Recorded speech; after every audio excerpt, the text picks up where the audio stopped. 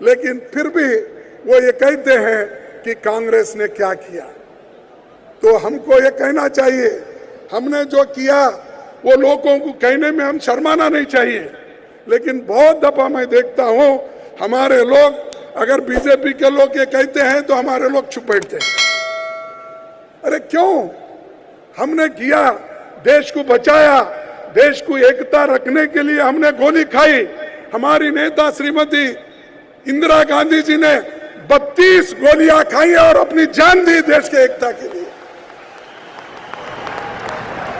राजीव गांधी जी ने इस देश के एकता के लिए, एक महिला आकर जब उनको माला पहनाने के लिए आगे आई तो राजीव गांधी जी ने अपना सर झुकाकर उस माला पहनने के लिए गए तो उसमें जो मानव बम था, मानव बम से राजीव गांधी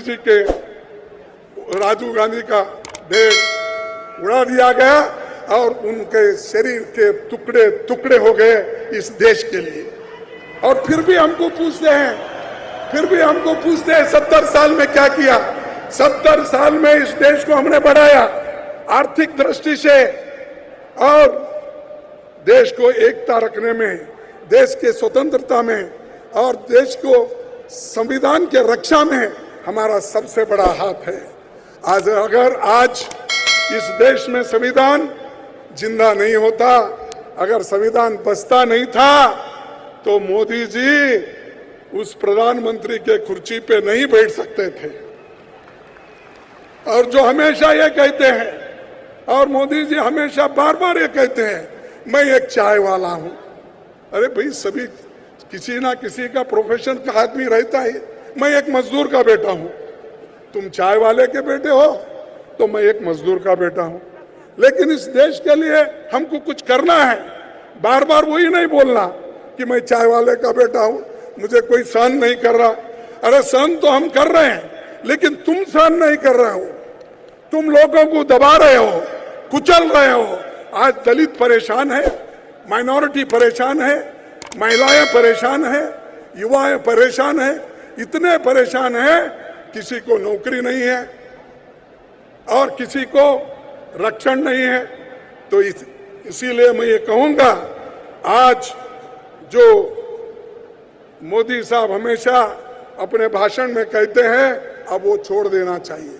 और वो आते ही कह दिए कि मैं करप्शन हटाऊंगा, और उन्होंने ये भी कहा कि मैं नहीं खाऊंगा और किसी को खाने नहीं दूंगा, खाऊंगा न खाने दूंगा। लेकिन आज क्या हो रहा है? खाऊंगा न खाने दूंगा, लेकिन आज उसका उल्टा हो रहा है।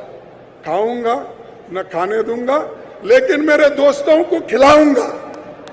और नीरव मोदी जैसे लोगों को वो खिला रहे हैं और बाहर देश को भगा रहे हैं। ये उनको कौन खिलाए? 22,000 करोड़ रुपए बैंक से लूटने वाले आदमी को आप खुद पहचानते हो, उसको जानते हो, उसके नाम से पुकारते हो, सेमिनारों में, इन्वेस्टमेंट मीटिंग में उसका नाम लेते हो। अगर वो आदमी 22,000 करोड़ रुपए बैंकों को चुन्ना लगा के भागता है तो हम क्या कहें?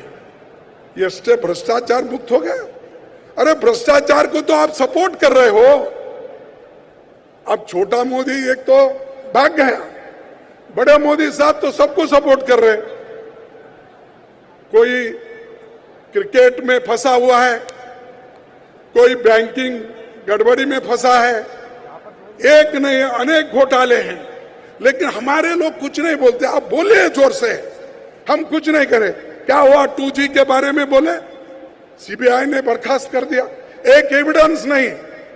उसका इतना प्रचार किया कि हमको इतना कमजोर किया और हमारे लोग भी चुप बैठे। जो चीज सही है, सही के लिए भी अगर आपकी जबान नहीं उठती तो फिर क्या होगा? फिर कौन प्रचार करेंगे हमारे? इतने कार्यक्रम श्रीमती सोनिया गांधी जी ने दिए, इतने कार्यक्रम मनमोहन सिंह जी ने दी, कांग्रेस पार्टी ने दिया, कन्याकुमारी से कश्मीर तक हमने सारे वेलफेयर मेजर्स उनको दिए, लेकिन फिर भी हमारे नौजवान थोड़े खामोश हैं। मैं चाहता हूं आप उठो, संघर्ष करो और राहुल जी के साथ उनका मजबूती से उनका सपोर्ट करो। जब तक आप उठेंगे नहीं, सपोर्ट नहीं करेंगे, अगर बैठे जगह ही सब लोग बोलते जाएंगे क्यों ऐसा हो रहा, क्यों होता ही है। जब हम खुद को अपने आप के ऊपर जब विश्वास नहीं रखते और काम भी नहीं करते तो उसी जगह से हम हारते हैं। और कांग्रेस पार्टी कभी हारी नहीं, हारता भी नहीं। मैं देख रहा हूं, मेरे को 46 इयर्स कंप्लीट हो रहे हैं। ये 10 मार्च को खत्म हो गए 46 इयर्स। मैं 11 बार चुन के आने के बाद भी मैं इसलिए जिंदा हूं, कांग्रेस पार्टी मेरे को हमेशा सपोर्ट करती है। और कांग्रेस पार्टी के लोग हारते हैं तो कांग्रेस पार्टी के लोग ही हराते हैं, दूसरे नहीं। दूसरों की हिम्मत नहीं होती। जब अपने आप में हम अलग सलग होते हैं, एक दूसरे को गिराने की कोशिश करते हैं, चीफ मिनिस्टर बनने की कोशिश करते हैं, मंत्री बनने की कोशिश करते हैं, तो हम ही लोग गिराते हैं। तो इसलिए मैं आपसे अपील करता हूं, मतभेद कितने भी होंगे देश के लिए छोड़ो, संविधान के रक्षा के लिए छोड़ो, लोकतंत्र के हिफाजत के लिए छोड़ो, महिला और दलित शोषित वर्गों के लिए आप पूरे लोग एकजुट हो जाओ। यही मेरी आपसे विनती है। और दूसरी चीज मैं आपसे ये कहूंगा कि हमने बहुत सारी चीजें अपने पॉलिटिकल रेजोल्यूशन में लाए हैं।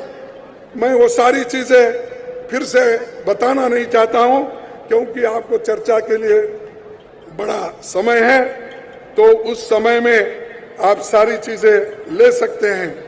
लेकिन एक दो चीजें और भी मैं बताऊंगा जो किसान का समस्या है। खैर वो रेजोल्यूशन तो सेपरेट है, लेकिन 16,000 किसान लोग आज सुसाइड कर लिए। 16,000 से भी ज्यादा हो सकता है, लेकिन जो आंकड़े मुझे मिले हैं। और ये बीजेपी सरकार ने क्या किया? हमारी सरकारों ने जब कभी किसानों के ऊपर कोई ऐसी आपत्ति आती थी तो हमने, श्रीमती सोनिया गांधी जी ने, मनमोहन सिंह जी ने यह तय किया, जब किसान आपत में हैं हम उनको मदद करना चाहिए। 72,000 करोड़ हमने किसानों का लोन माफ किया। बताओ बीजेपी ने कितना किया? कौन से स्टेट में किया? किया तो भी वो यूपी में किया, लेकिन वो लोग उसको नकार दिए, तुम जाओ। और वो उसको सबक भी सिखा दिए गोरखपुर में और दूसरे जगह। और वो आकर कर्नाटक में प्रचार कर रहा है। अपना घर तो छोड़ दिया, लेकिन कर्नाटक में आके प्रचार करने का शुरू किया है। लेकिन लोग वहां भी उनको सबक सिखाएंगे। और कांग्रेस पार्टी कर्नाटक में आपके ब्लेसिंग से, आपके कोऑपरेशन से फिर से अधिकार में आएगा, मैं आपको कहने लगता हूं।